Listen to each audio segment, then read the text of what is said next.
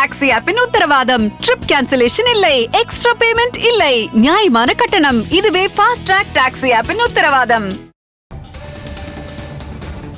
கூட்டணி கட்சிகளுடன் பேச பாஜகவில் குழு அமைக்கப்பட்டிருக்கிறது.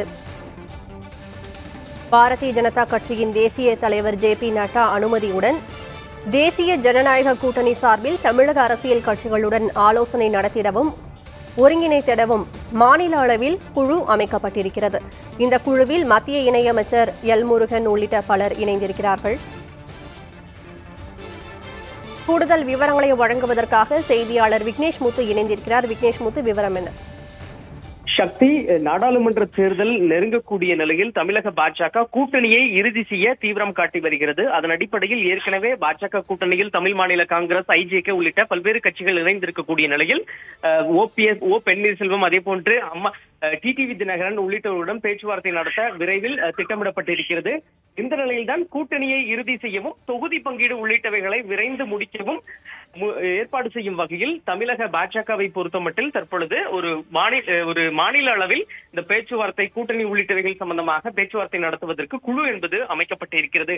மத்திய இணையமைச்சர் டாக்டர் எல். முருகன் தலைமையில் அமைக்கப்பட்டிருக்கக்கூடிய இந்த குழுவில் தமிழக பாஜக தேர்தல் பொறுப்பாளர் அரவிந்த் மேனன், சுதாகர் ரெட்டி, வானதி சீனிவாசன் உள்ளிட்ட 7 நபர்கள் ஒட்டுமொத்தமாக 7 பேர் இணைந்திருக்கிறார்கள்.